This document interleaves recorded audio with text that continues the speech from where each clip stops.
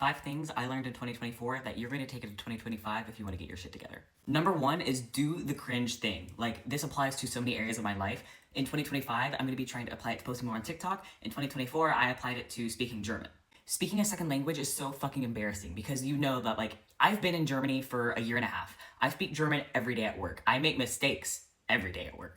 But the thing is, when I make those mistakes and people correct me, that's how I'm learning. That's how over the year and a half I've lived here, I've been able to pick up the language as well as I have. When I first got to Germany, I was so insecure about my language skills that I just didn't speak at all. I didn't talk to people, so I didn't learn anything. And this applies to literally everything. Do the cringe thing, be embarrassed, make mistakes because you're going to learn from them and not make those mistakes again. That's how you get better at shit. That's how learning works. Number 2, self-love is hard, self-love sucks, self-like is a lot easier. We're talking baby steps here. Find literally anything about yourself that is consistently positive. I might not be happy 100% of the time, but overall, I'm a pretty positive person, and I like that about myself. Maybe you make people laugh, maybe you're a good listener, maybe you have a talent for defusing tense interpersonal situations. Whatever it is, just whenever you're doing that, notice to yourself, I like that quality about myself. You don't have to be like, I love literally everything about myself, just, hey, that thing, that part of my personality, I really like that about myself. And it sounds literally so fucking stupid, but that is like the first baby step to self-love and actually really liking yourself as a person. Just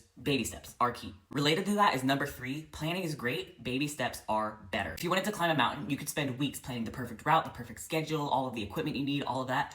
And that stuff is important, but it doesn't get you any closer to the top of the mountain. That first 5 minutes of hiking does. So while planning is important and making sure that you're prepared for whatever it is you're wanting to tackle, don't get so caught up in being perfectionistic about the planning that you're not actually just doing the thing.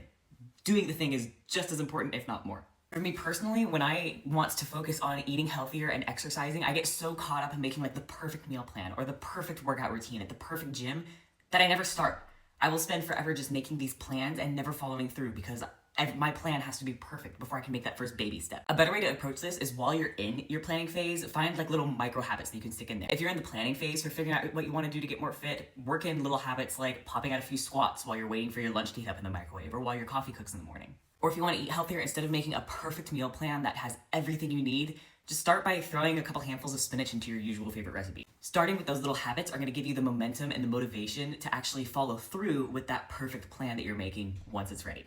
Don't take this as don't plan. Planning is important. We need to plan, but make those small changes while you're planning so you can give yourself a head start on those habits. Number 4 is reduce friction in your environment so you don't always have to rely on motivation. Motivation is a limited resource. At the end of the day, if I worked like a 12-hour shift and I get home at 11 p.m., I don't have motivation anymore. I'm gonna reach for the fast food, the bag of chips, the chocolate bars, the everything. So whatever habits you have that are holding you back from achieving what you want to achieve, make them just a little bit harder for yourself to do.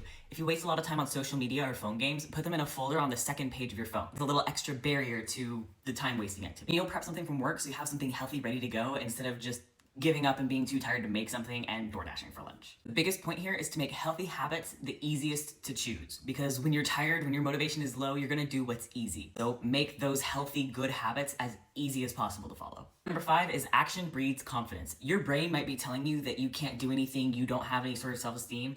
You need to square up, do things, and have proof to your brain, like, actually, I can be confident because I did that thing, and that thing, and that thing. You need to make yourself celebrate even the tiniest wins, baby steps, again, to build up that confidence, and once you work on building up that confidence, you'll be celebrating actually big things. When I was agoraphobic, I would celebrate walking just a couple steps from my apartment to my mailbox, and that was a big thing for me. It seemed really, really small, and it felt silly to celebrate it, but a couple years after that, I was celebrating moving from America to Germany. The main point is to reinforce to your brain, actually, I do deserve to have confidence because I am capable of doing things. I did that, and that, and that, and that. So why can't I do this thing as well? Let me know in the comments if any of these tips resonate with you, and follow me so you don't miss out on more glow up content.